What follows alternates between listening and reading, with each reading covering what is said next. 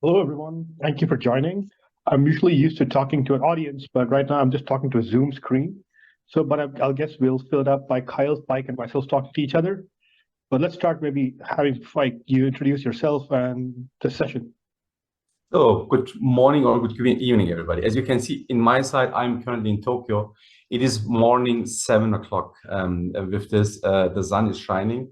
But I'm happy to join also this session and to have mainly the audience also in North America and then South America. Today we are going to talk about technology, about Wacom and the technology.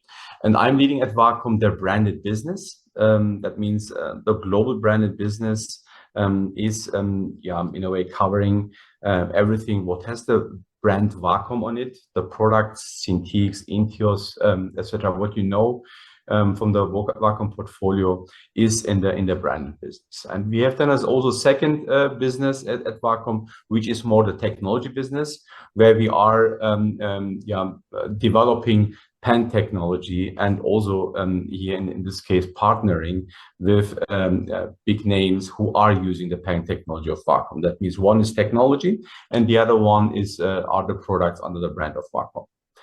I'm here in the Shinjuku office at Wacom in Tokyo, and again here Wacom was founded 40 years ago, we are celebrating our 40th years anniversary, and today we are going to talk about what we did in the last 40 years and where we are now currently from a technology perspective, but also from our portfolio perspective. Let's just maybe to Thank Kyle. you, Faik. Kyle, go ahead. Hi, I'm Kyle Runciman, product marketing manager with the biz dev team at Wacom here, focusing on media and entertainment. I've been with the company a little over 2 years now. I'm based in Ottawa, Canada, so I'm jealous of Faik's sunlight. It's been dark here for quite a bit already. My background is industrial design, so I like to draw, so that Wacom is, sort of a perfect place for me to be. And my responsibilities here are creating content, making sure our hardware solutions work with all of our software partners, generating partner relations and things like that. And I get to demo quite a bit as well, which is fun. So pleasure to be here. Kyle, your history with Wacom, Kyle, goes beyond before when you were working at Wacom. So tell us a little bit more about your history, like how we're using Wacom as part of your life as a designer. Sure. Yeah. So I went through school hating anything digital. To be honest, it was I'm old enough that it was a time that was possible. 2007, I graduated and started a design internship with Autodesk on the Alias team. So they set me up with a Cintiq 21 UX right away. And within 3 or 4 days, I was completely switched over. So I've been using Cintiq daily. I don't know how lucky that is, since 2007. So what are we at? That's 16 years now. And yeah, I've been working with Wacom guys doing demos as a Autodesk partner since 2008. So I know a lot of the team, a lot of the people are still working here, which is really cool. But yeah, we're Wacom user every day, so can't go without it. Thank you, Kyle. So I'm Arvin. I'm a technologist here at Wacom. So part of my role is working with the ecosystem of partners in industry to bring innovations to the market for our customers and keep pushing the boundaries of creativity. In addition, I also work closely in our studio community in the US and Canada, as well as our higher education schools, and now recently more our K through 12 and community college, the entire funnel. So our goal is to equip creators across the entire creation chain with the best tools for their creative workflow. I think Arvin, Kyle, for this, and just to expand this also a little bit more, on one side, of course, we have a strong team sitting in Americas and really working also with the industry together. But again, Wacom founded 40 years ago here in Japan, in close to Tokyo, in Saitama, and the idea from the beginning was to grow with the community and of course with the industry. But in the first step, it's really more with the community, as Kyle is saying, using now 16 years of Wacom device, etc. And I think if you travel around the world and really talk to artists who are now with us in this journey, it is just great to see how we grew together and how also we are defining the future workflows, especially in the creative space and in the art space. And I think this is something what we are seeing in Americas, in Japan, in Korea, in China, in Asia, and in general, but of course also in Europe, where Wacom is also part of the workflow of this creative independently. If we are talking about the media entertainment industry, but also designers, etc., are using our products. And again, the idea and the vision is really to grow with the community. This is where we are coming from, and this is also where we are going into the future. Speaking of 40 years, I live in Portland and I'm close to our Portland office. So I snuck into our engineering group frame and grabbed all our 40 years of history of pens. Not sure if you can see that. And I got like 2 handfuls full of art history of Wacom. So this is a special year for us, marking 40 years. So we have a lot of things to talk about, starting from the newer products we launched, some new services that are coming up as for the creatives. And Faik, is there something you'd like to share about our 40-year anniversary and our journey and where we're going from here? Yeah, I think, again, growing 40 years and also being here, part of the community and growing with the community, this is one aspect. On the other side, the question is also, how are we able to use technology and translate technology in products, in tools the creative community can use. In the creative education space, that means from the beginning, when the journey starts, but also then later in the professional career. And if I'm talking about creative professions, I mean really then the artists who are earning their life with their work they are doing. And now we are in a stage where we're saying, okay, now technology, there is a convergence of technology coming from different parts, like cloud, like virtualization, like AI. And of course, we are also here in this case, seeing what is for us the next technology step and how this is reflecting in our products. And we are going to cover now in our session, I think 4 main blocks, where we are just talking maybe about products which are more the entry level of the journey. That means if somebody starts his creative journey, she wants to start it, what are possible tools, what is maybe from technology side possible, but also about products which are more the high-end products of Wacom, what we just launched, which is the so-called Cintiq Pro series. This is the tool worldwide, globally, the artists are using. Then we are going to introduce here, as I said, the conversion of technology to services. We are driving from our perspective, where we think we can contribute also to the community here. One is the so-called Unify service. This is, about digital right management. It is like giving the artwork a birth certificate. We are going to explain this later more in detail. It is more a service, it's more a software part. And the second topic is about our so-called Project Mercury, where we are talking about virtualization and using here cloud infrastructure, and how this could look like in the future and how the services are fitting together with our hardware. Again, we are in a step to really transition now just from a pure hardware play to more services, and the supporting of the convergence of technology approach. And again, with the support here with the creatives, we are not doing this alone as Wacom. As I said before, we have a global coverage, and we are working with creative artists in the product development process together. That means we are setting here teams for specific workflows and topics. And here, that means the community participants are very often also part of our product development process.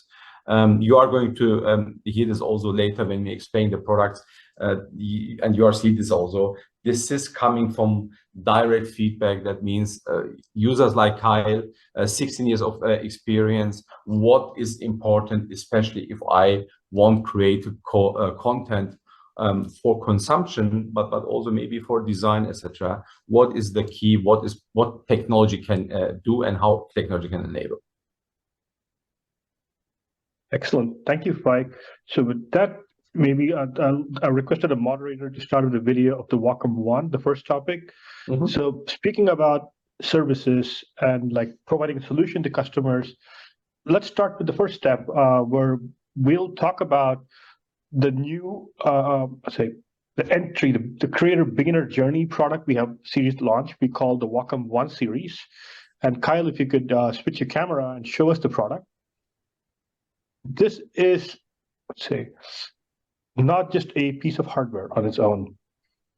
It also comes with something called the Wacom Adventure program, which we are really proud of, where in addition to our goal is for this device to be the beginning of a creative journey for all artists, which means in addition to just providing a device, we provide software to use with the device across a range of use cases. Could be 2D sketching, could be some starting beginner CAD modeling, could be photo editing, or if you are a teacher in a classroom or a student, provide software to complement the variety of workflows across a wide range. And as well as in our adventure program, we provide training for these software and different workflows as well. So Kyle, maybe you could talk a little bit about the features of this and what you like so much about it as we see you sketching. Yeah, so this is our latest, I would say, entry-level Cintiq. It's a Wacom One, so it's our entry-level pen display. This is the 13-inch. It's the with touch that I'm using. You'll notice that it's only got one cable, which is really nice. So it's a USB-C connected straight into my laptop. It's a plug-and-play situation, and it supports every platform. So Mac, Windows, Linux, and Chromebook, which is very cool. So you can plug it into a Chromebook and run those apps without any driver required. So that's really cool.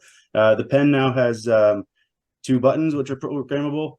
I have one set to display toggle, which is a fun tool to jump around between my different displays. Because if I zoom out later on, you'll see that I got 3 displays going, all Cintiq, all Wacom products, which is pretty cool. But so this has the same multi-touch technology that we get in the Cintiq Pro product line. So you got 10-finger multi-touch. So not every application takes advantage of that at this point, but there are certain music production software right now that are really fun to play with, like Bitwig Studio or online keyboards. You can go all 10 digits with the multi-touch there. So we're sort of, our hardware is waiting for the software to catch up, which is pretty interesting, especially at a price point of this one. We also have the pen tablets, and I don't have one to show, but so this is an Intuos Pro over here. So you're drawing down on a tablet and looking at a display. So it's a little bit different. So we have a small and a medium size as well. Arvin mentioned the entry to 3D, so I can just pop over this one. This is a software that we have partnered with it's called Shaper 3D. So this is an application that was designed around the pen and touch interaction. So to be able to navigate your model with fluid multi-touch like this, and then to be able to draw and to sort of sketch while you're really quickly with a pen is pretty entertaining. And obviously, so sure it's fun to use. It's also a really handy concepting tool. So there's a lot you can do with this one in terms of getting into like materials and rendering. But for finished models, you want to be jumping into a more established sort of surface solid modeling tool like Maya or SolidWorks, ZBrush, any of that type of thing. But it's pretty cool here. So Kyle, thank you for sharing that. So, Faik, can you share a little bit about our philosophy of the Wacom One? Like, why is it called the Wacom One, and how is it more than just like a hardware product? What was our philosophy in bringing this to market? Yeah, I think although we are talking about the beginner product, again, beginner means not you are a beginner. In this case, the beginning of the journey, of the creative journey, and this is addressing really here the beginning of the creative journey as a creative. But as you can see also in Kai's explanation, this product is very powerful. Yeah, still, even if we are talking about a beginner product, you can do a lot with this product, and you can do also, of course, creative work with this. But nevertheless, we said we want to focus here, especially on the experience part, and the adventure. This is also what we put here as a headline. Said, okay, how can we describe the experience we want to give here, the creative artists of today and of tomorrow, and how can they use it? And it is more, yeah, interacting with the fun aspect, that you can then customize your pen, that you can really also, from hardware perspective, here, set this up for you that is fitting also for your specific needs, that there is a customization possible. But on the other side, as we are saying, the software and the services part, including the tutorials, how to set up this kind of things, how to use the software, how is maybe a starting point here, to go in a specific case, for example, if you want to do manga drawing or whatever, that this is really then also content what the customer can consume and then use also in his daily usage of the product. And as I said, also in this creative journey, the idea is to enable as much as possible the artists of tomorrow to have a good starting point, including the so-called adventure, which is enhancing the experience of this kind of products. Then it's, as we said, it's not just a piece of hardware. And talking about customizability, I'm sure our Wacom moderators may have posted a link to this product in the Wacom website in the chat. Mm-hmm. If you notice, the pen Kyle has, we really want this to be a fun journey for creatives to make this their own. So this product is customizable in many ways. So they can design, build, bring your own pen. Like, I want to bring a pink and a green color, make it your own. In addition, it's compatible with other pens, like this EMR stylus from Lamy I have here, and I have a couple more. So there are pens designed by stationery companies like Lamy, Stadler, Dr. Pilot Grip, which work on the Wacom One as well. So it's truly, you can make it your own. Yes, and it is Wacom technology inside. This is just it is the compatibility is coming really, that this is also here partnership with this brands, and the compatibility of the pen and paper is here important in the digital world. And as you're saying, this what you know from the analog world. Many of us, for example, use also in the analog world the Stadler pens or the Lamy pens. If you are more in Asia, then you know the Pilot Dr. Grip pens, which are really also famous. And this is what we are transitioning from the analog world to the digital world, to give the same experience, to give the same power here based on technology for writing, but also for content creation.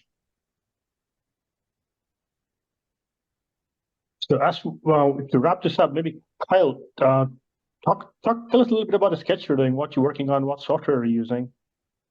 So I'm using Sketchbook right now. It's for me, I mean, I spent 10 years at Autodesk, so it's my go-to still. Did a lot of marketing for them, but it's the fastest sort of open it up and get going sketch. And my default is either a car or a Ninja Turtle, so I apologize. I guess there's a movie that came out a couple months ago, so Ninja Turtles are relevant again, which is nice. I've been drawing them for, I don't know, 30 years, so it's sort of a pre-canned demo that I can rely on and hopefully not look like a terrible artist in front of all these people watching. But yeah, I mean, the experience with this tablet it's really nice.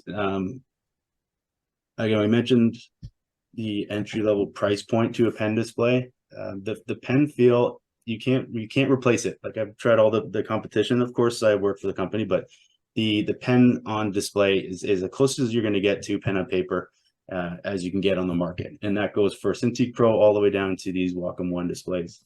And the multi-touch is so fluid. Everything jumping between pen and touch is, the engineers behind it are phenomenal. So they don't get enough credit, but at least for me anyway, I should give them more credit.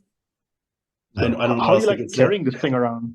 So the portability, how do you like how easy is it for you to carry this around, like put it in your backpack? Or Oh yeah, it's the best. I can fit this and my laptop in the laptop sleeve at the back of my backpack. Just the one USB-C cable rolls up, fits flat. The pen sits snugly right into this little fabric loop there at the top there, so it's all in one spot. Can't say anything about it. It's super lightweight, and it's nice and thin. I got a pretty old rusty laptop stand behind me here, but you have to excuse that. But yeah, it's an awesome tablet. It's the other thing I didn't want to mention, or I haven't mentioned yet, is the toggle for multi-touch. So if you don't want to have the multi-touch active, you can just simply switch that on or off with a physical switch at the top, which is nice.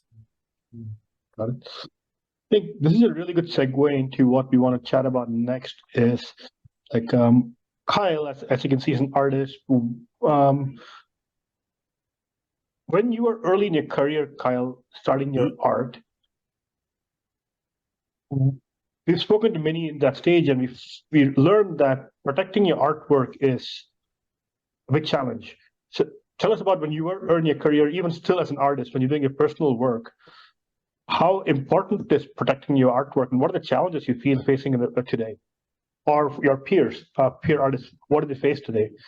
For sure, yeah. I had one instance myself where I had a piece of art stolen from me, and it was sort of disheartening because it was a sketch that I did from of my favorite baseball team back in 2015 when they're actually half decent, and a news reporter stole my sketch that I had, my fault. I put it up on Reddit without crediting myself, and she retweeted it, and then a bunch of my favorite baseball players sort of picked it up and ran with it. So that was sort of cool to see it happening, but also at the same time, I was kind of bummed out that I didn't have my name on it. But I mean, I didn't lose any money. It wasn't anything financial. We worked with a lot of comic artists when we did the Comic Con circuit with Sketchbook, and a few of the people that we demoed with regularly were somewhat consistently dealing with clothing companies specifically stealing their artwork and then printing it on t-shirts and then making a fortune, as opposed to just doing it the right way, buying a license from the artist, printing the shirts, and then getting them some residuals or at least part of the profits. So having some way of keeping track of that ownership in a digital space, because it is easy to take advantage of that. So yeah, with UFI, it's an exciting opportunity we have here to sort of help artists keep track of their licensing and make sure that everybody is that they're registered as the owners and the creators of this artwork. So let's talk a little bit more about that. I'll give an intro and hand it over to Faik. To the audience, this is a service Wacom is doing it for our community of artists, and we're very proud to bring it to market on our 40th anniversary. And I'll let Faik share a little bit more about what we call UFI. Just to expand this also a little bit more what Kyle said. I think this is already making explaining where the challenge is coming from. And again, we believe that content which is created by an artist that should be also in a way get the opportunity to say, okay, this is my content, and for this, again, going back to the usage of technology and translation technology into something which makes sense here also, and the role in this area is also together with the community. Again, how can you protect your artwork, the artwork during the design phase, during the creation phase, how can you put here really with a stamp your name? And this is the technology we are putting behind this. We are using a blockchain technology. That means your content is going to be identified, even if it's used in the digital world, if it's used from other artists, etc. If you are the initiator, the owner of the content, then you are also going to be, in this case, part of this usage, commercialization, but also just to get the credit that this is your artwork. This is also where we are now in the stage. We are in the beta phase. We are working here globally also with creatives who are already testing this, giving us feedback. And our goal is next year to commercialize the service. That means to make this available for the community here and for the creatives. That means everybody who is using, in this case, Wacom device in combination with software, but also in general creating content, can protect his her artwork. And then also use this. This is one part of it. That means the protection of the artwork. The other one is what Kyle already mentioned. This is then the other workflow where we are also working in this direction. That means if you want to share your artwork with another artist, etc., or with somebody, with a company, how to commercialize this. That means that you can really also generate licenses. Then also in this license generation, the contract, the digital contract is happening then in the digital world. This is then in the extension of UEFI. This is the other aspect. That means one aspect is protection. The other one is then also transaction with the community, how to use your own content and how to really, in a way, give the content others that they can use it with your permission. So while we're talking about it, Kyle, so maybe we can see your face so we can see your expressions as an artist reacting to this. So yeah, it's pretty exciting. Like Faik said, it's currently in beta, available in certain regions. Please do contact your closest Wacom representative to know more when it will be available for you to test in beta. But let me share my experience talking to artists around the world about the service. It's really our vision here is not just provide a tool for the creator to create a content, but also be part of your journey and as lifecycle management, providing you tools to protect your content by one, being able to register your content. And once you create the service, register your artwork with proof of creation with a permanent record. That when this artwork moves around the internet, at any time you can link it to the UEFI service and identify who created this art, right? And we are able to, like Faik mentioned, use blockchain technology to reveal the identity of the artwork. And moving beyond that, as artwork moves from one artist to the other, or from artist to a art director, we want to provide the licenses for the artwork and be able to transact. And talking to artists, even myself, I'm not an artist, I'm a technologist, but I hate dealing with paperwork. But we want to provide you a tool for contractually being able to work together in a legally safe manner with other artists. And if you are watching some of the videos that are playing here, these are artists who have been beta testing our service. And it was, what my favorite part was when I interacted with one of these artists, the relief they saw that, wow, I finally have a service like this to protect my artwork. And that is our vision here, really, to bring this to market. Yeah. And I think important is also to see, again, here, how the creative communities is using this. And then, of course, also to give the technology in that way that this is giving also confidence level to the artist. First of all, that, for example, not everybody is taking now artwork from somewhere, putting his stamp and saying, this is mine, this is mine. No, it is not more in the creation process. And this is also in collaboration with the software. That means the hardware and the software and the services are working together to create this watermark, which is then in this case somewhere in the back side of the artwork. And with this, you have this certification, this birth certification that this is your artwork which is belonging to you. And the way we're doing it is we are the watermark Faik mentioned is invisible. So it remains unchanged even with multiple alterations of the image. And these authorship records are immutable, which means our identifiers are decentralized. So the proof of authorship is not just convenient, but also secure. And what we are also proud to announce that once it gets out of beta, it's going to be a public tool that can be used by anyone.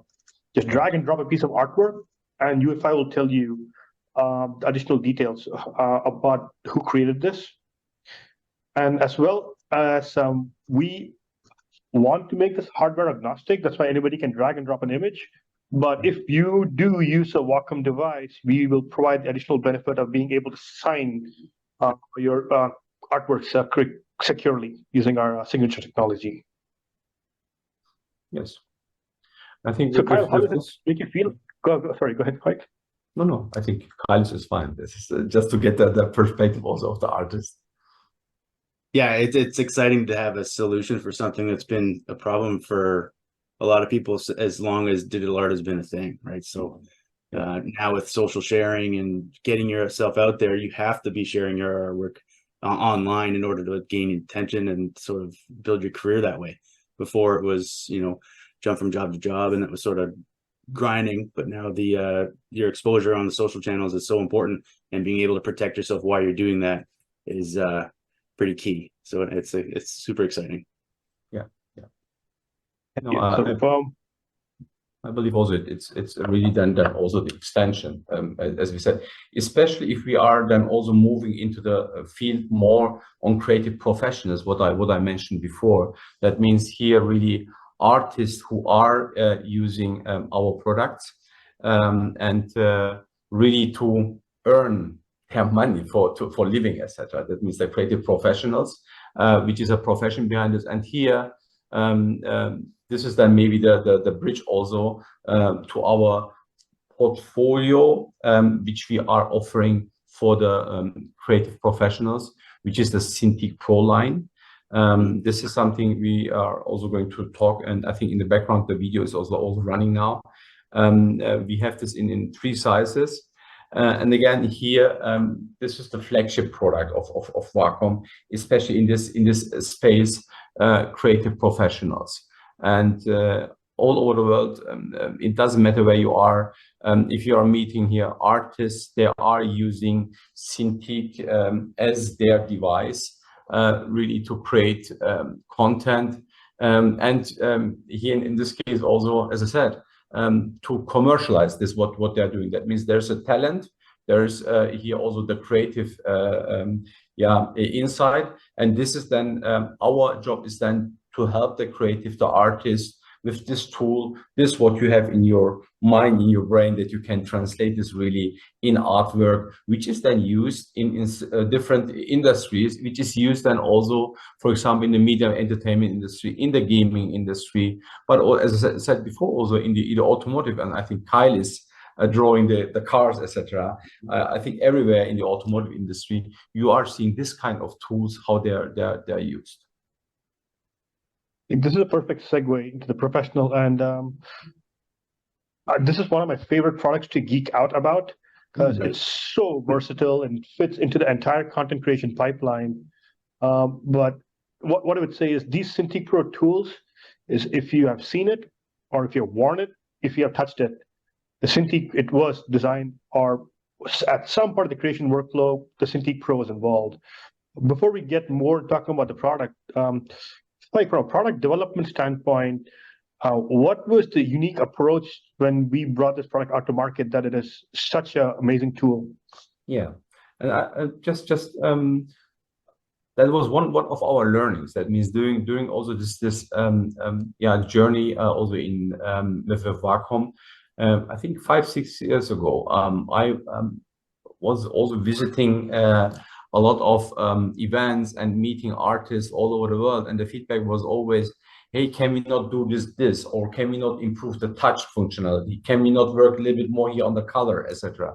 And based on this, we took this feedback. We said, okay, how to do this best? And then we started a new product development approach. That means we started to bring artists in our product development process.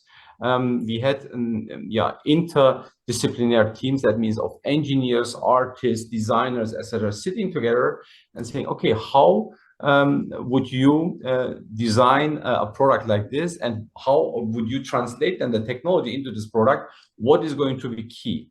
And this was a 2.5 year development work in this inter team, really bringing especially the insight from the creative artists who are using this day by day. One of the topics was, for example, hey, how can I use this product for hours?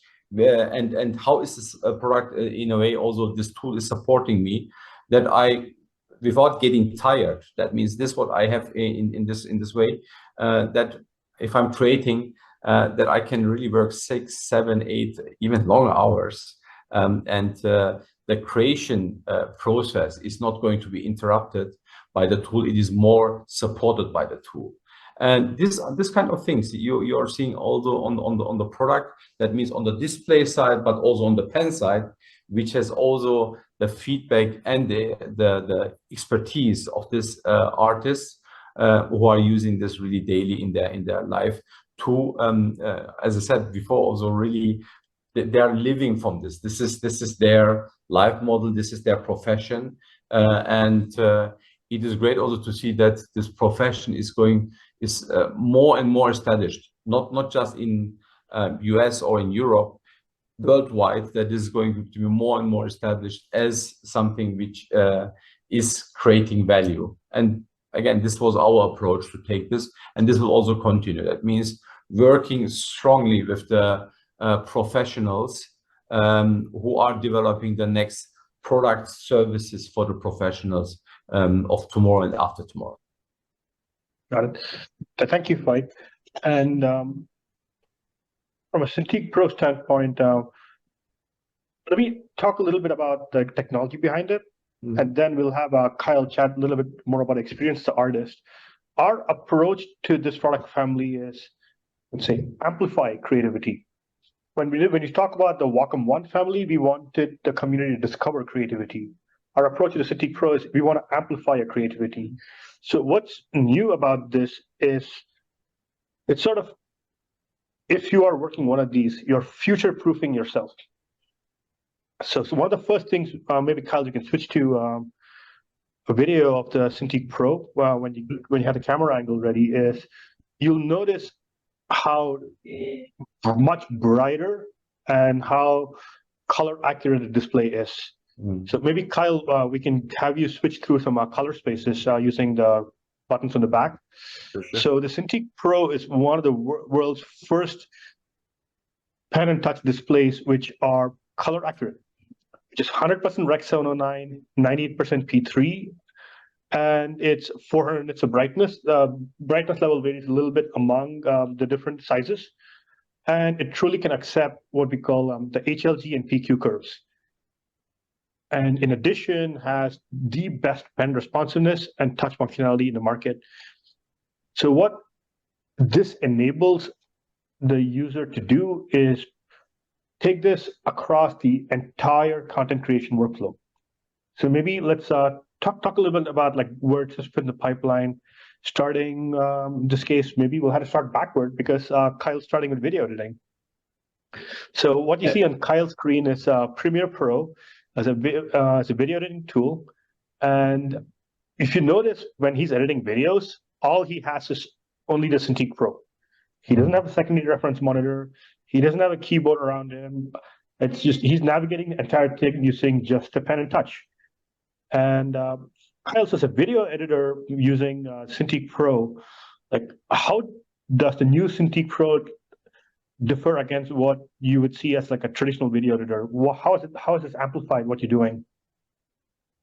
This is really the first device that I've been actually able to work with the pen on it, or at least in terms of my workflows. So previously I'd been using an Intuos and a secondary monitor to do my video editing, especially when color is important. For something like this, where I'm chopping together a bunch of footage from an event that we hosted, and you want to make sure that the color is sort of uniform across the different clips. It's nice to have the color reference and know that it's accurate, and what I'm working on is sort of can be trusted, if that makes any sense. But to be able to work with different things with the pen and the precision of working with the pen itself with multi-touch, it's awesome. And then I can, throw it up and then use my Intuos when I do want to change my form factor. Because when, like Faik mentioned, if you're doing the same thing for hours and hours a day, it can get monotonous and get worn out a little bit. But yeah, there's lots of opportunities to work directly on screen in Premiere, and DaVinci Resolve is another one I use for color quite a bit. So, Think about Resolve. Your camera is not showing it, but this is one of the first pen displays in the market with it's 4K 10-bit. Right, so Kyle, how does it work for you when you're doing Resolve, like the 4K and 10-bit? yeah, to be able to deal with 4K footage that comes from the camera and be able to view it as you would on your final export, to be able to set my color space to Rec 709 for something that it's where the footage will eventually live is can't replace that. It's super valuable to be able to do that. And then the true 10-bit color, which is, representative of 1.07 billion colors, which is an insane amount. It's nice to know that you have that full depth and be able to control it start to finish. Yeah, got it. So there's some questions in the chat, Kyle, about how to mount the Cintiq. I'll start with how I'm mounting mine, then maybe Kyle, you can talk about yours. Sure. There are different ways. We want to give creators the flexibility on choosing their work style. So it comes with standard base-up holes. So you can mount it on an arm like Kyle has. Mm-hmm. Or if you are the Wacom, we make the stand, which is really inspired from the old school animation desks, right? If you want an old school animation desk with paper, so it really behaves like that, where you can rotate it and you can pull it down to your lap. So we want to give creators the flexibility, so you can mount it on the arm, which is BASA compliant, or have one of our animation style stands, or if you want to have an Ergotron LX arm of your own, mount it on your own. So there's different ways to mount it. Yeah, the universal base mount is it's really nice. So the stand that comes with, or that the design specifically for the Cintiq Pro is it's a phenomenal stand. It's got a really satisfying locking plate at the back. Now again, I'm big on the arms. Like every monitor I have is an arm, so I don't have one to show, but it's got a really substantial heavy base. And with a pivot point at the base and a pivot point at the back of where the mount is here. And when you want to lock, you have your angle and position ready, you can just clunk this whole plate at the back. And I wish I could replicate the sound with a sound effect, but I can't. But it's very satisfying. But for me, with the ability to bring this down right onto the desk and then throw it up when I'm writing emails and making spreadsheets and all the fun part of the job, I can throw that at the back of my desk with 2 seconds, and it's right where I need to go. I think I just touched something on my screen, so I hope I didn't mess up my camera there. But yeah, you're okay. Okay, there we go. So let's talk about the other end of the workflow, right? Definitely, we can see this fit in many, like the video tutorial, VFX, like in the post, but in the pre also, definitely if you're the CG artist, it works great. If you're an animator, especially, I think this is a really great tool for animators, especially for those with limited real estate on their desks, as well as those who want to create on a color accurate display with the lowest, I would say, tearing effects. One thing you may not be able to see in the video camera feed is, Kyle, if you can play an animation, is this display is 120 hertz refresh rate. The first pen display in the market which does that. And while it may seem like, oh, I'm going to use it for gaming, there's a lot more behind it, especially when you're working really long hours on a display. Why do gamers like the 120 hertz displays? Because as they're working through a lot of moving fast frames, right? It reduces the stress on your eyes. So if you're an animator working on motion graphics, the faster refresh rate leads to, say, reduced tearing effects and gives you a more ergonomic way to work. But as well as you're sketching across frames, the latency is it's incredibly low. So as you can see, Kyle here is working on Toon Boom Harmony. Is that Harmony 22, Kyle? It is, yeah. Okay. So how do you like working on this now with the ACES because Harmony 22 has built-in a color pipeline. Yep. You've been to many studios in your area. How is this changing the workflow of, instead of having a Cintiq and a reference monitor versus this? So what has the experience been when you walking around studios or animating with this? Yeah, I mean, the experience walking through studios is always it's always so nice to see our products ranging from the old guys all the way up to the latest and greatest. But Harmony has released a feature within Toon Boom has released a feature within Harmony called the reference view. So you can bring in a color locked image, have that in your window so that you're referring to actual colors that we have been approved. And then you can make sure that your animations match that without having to have an additional monitor. Everything can be done in one window, which a lot of the artists and animators that I've talked to are really excited about. I'm dying to get into the hardware and the design of it. Are we there yet, or do we have to talk about Toon Boom a little bit more? Go ahead. No, go ahead. Go ahead. Okay, because I'm super pumped about the actual design of this product. It's really, really nice.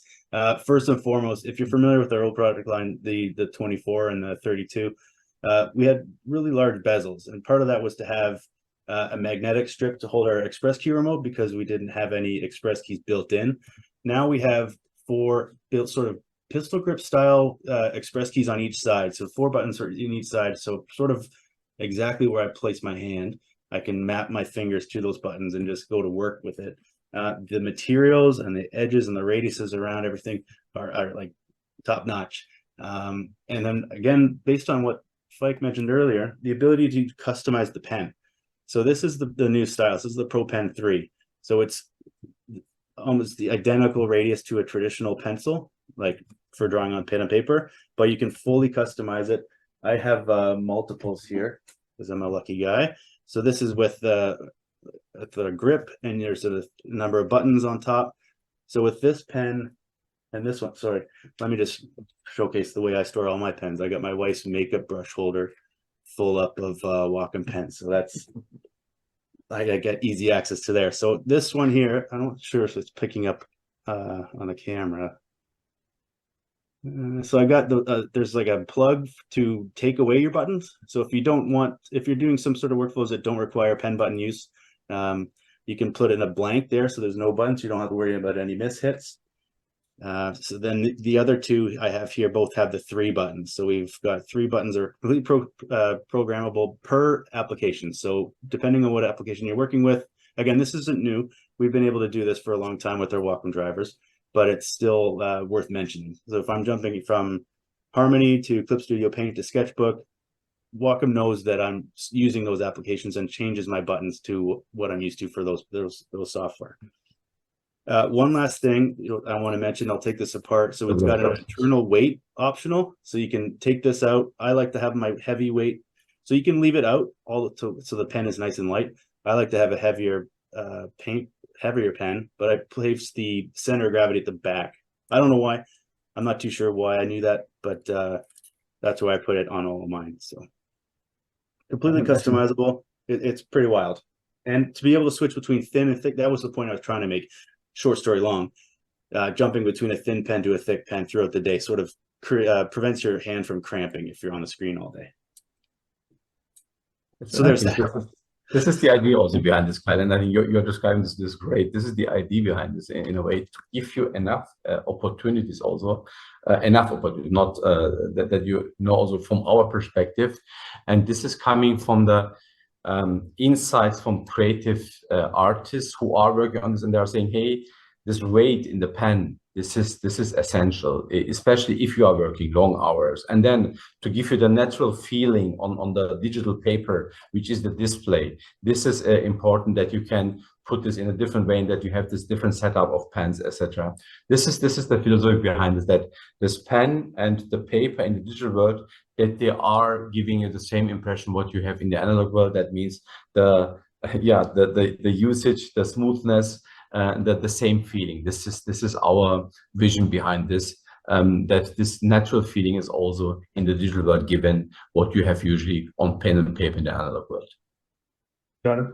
So I want to be mindful of time. So we don't have time for one more topic. And Kyle, if you can switch to seeing you, is before we get to the last topic, one area which we've been seeing very interesting is this product is keeping us surprised on the ways it can be used because of the color performance and its ability to control all the colors on the hardware itself, not having to rely on a driver. We're seeing a lot of pull of this being used on set, which is traditionally, like, if you see Wacoms, they've been used before the cameras turn on or after the cameras turn off. Now, with the advances in workflow of real-time workflows in filmmaking, there's a lot more artists getting used to what I call setiquette, like how to be on set. How do I work with a cinematographer? And these artists are bringing these tools on with them, and we're finding a lot of innovative applications that take advantage of this tool to have a more collaborative workflow. An example is working with the Red Control Pro software, where the director and the cinematographer can be working in a multicam setup, and instead of having to rely on a tiny viewport on the camera, they now can do the entire camera feed on a color accurate monitor and control the whole thing. Really makes for a collaborative workflow. So we're excited to see that this product is being put into many new use cases as well, and we will continue to develop that. That being said, talking about studios, right? And this is a topic I'm very passionate about because ever since the streaming era, the need for content has blown through the roof. Like I just binge watched the Silicon Valley last night.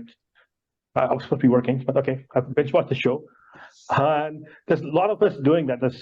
What is created is really two things. One is need for more artists working on content now, but also has led to the ability for artists across the world.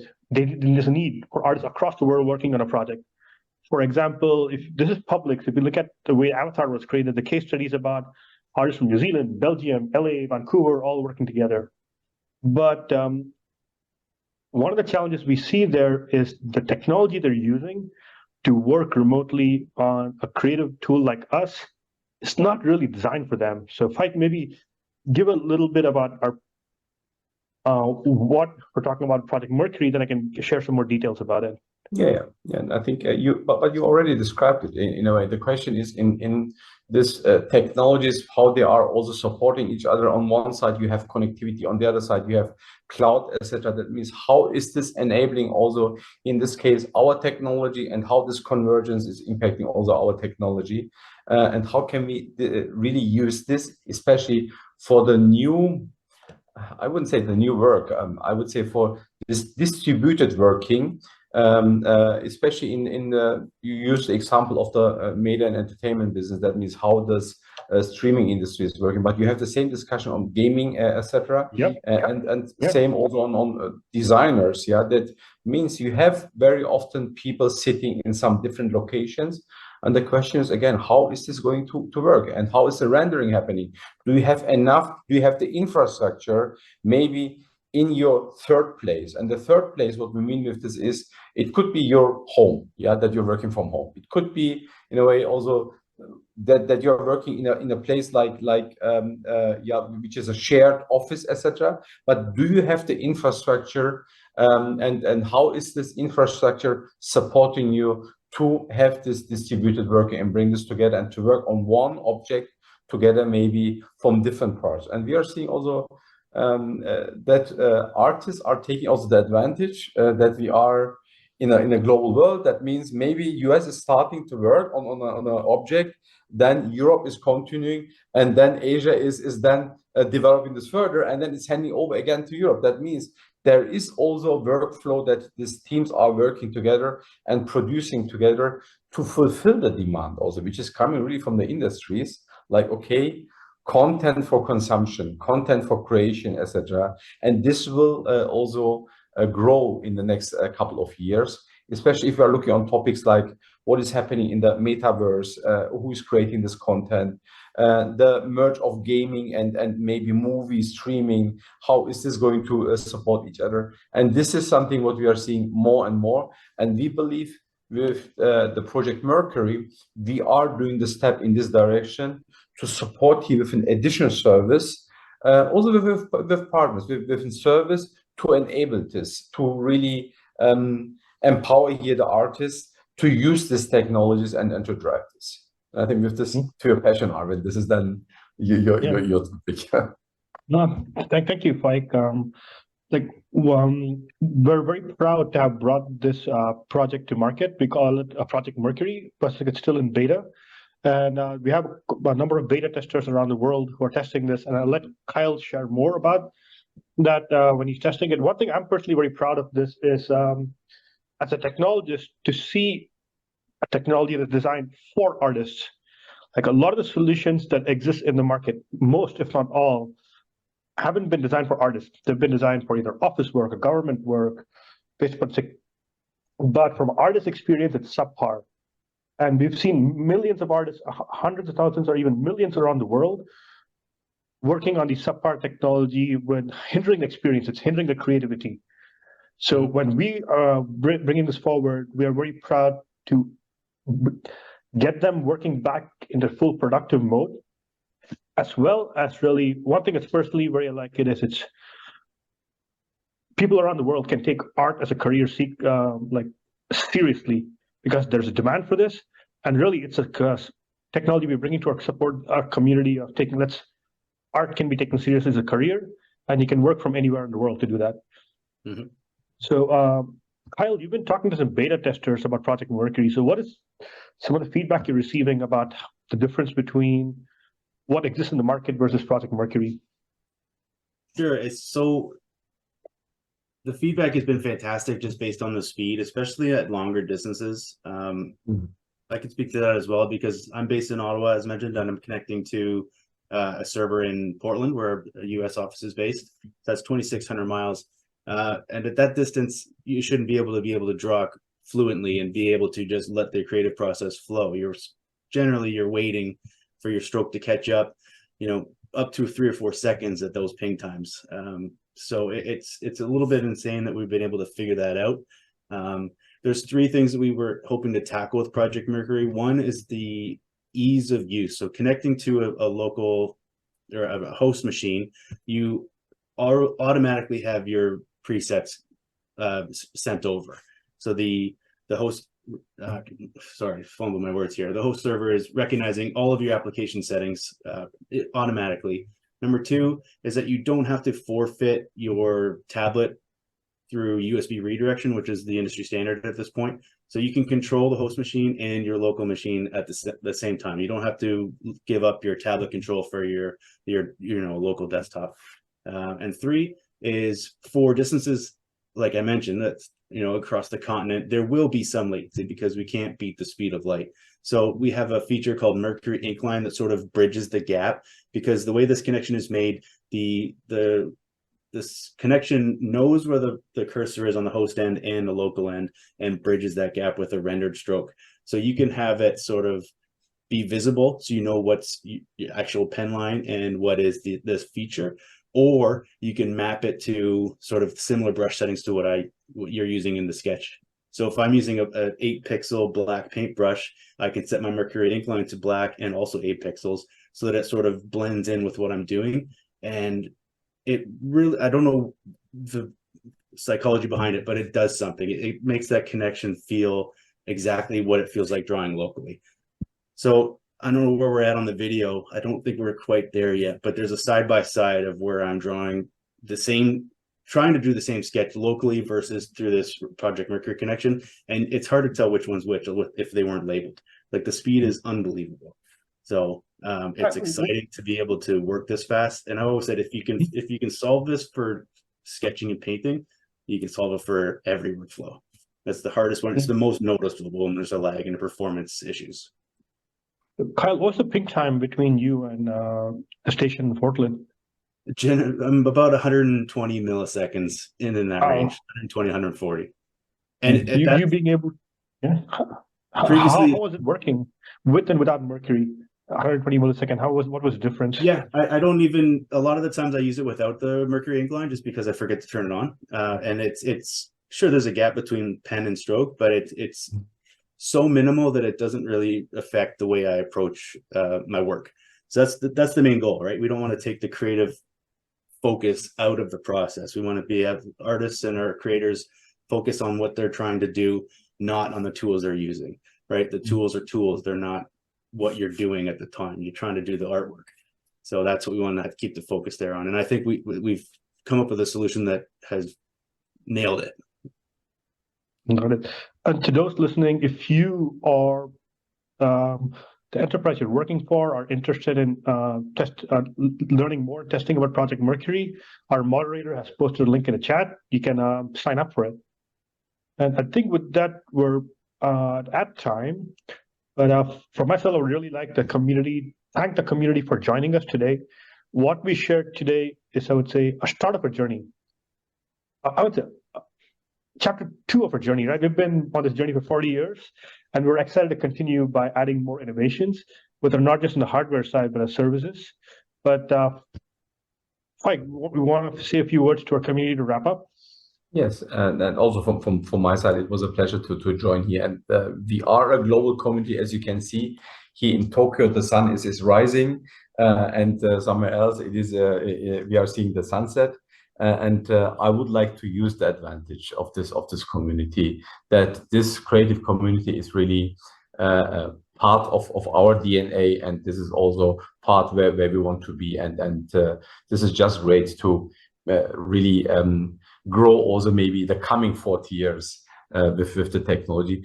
As Kyle mentioned, tools are tools, but our job is more or less to take the technology to enable artists to do their work, and this is something what we are doing all over the world globally. Right. With that said, well, thank you again to everyone for joining us today. Thank you, Kyle, for joining from Ottawa. Thank you, Faik, and good morning. And I would say good evening from Portland, Oregon. Thank you, everyone. Thank you. Bye-bye. Bye-bye.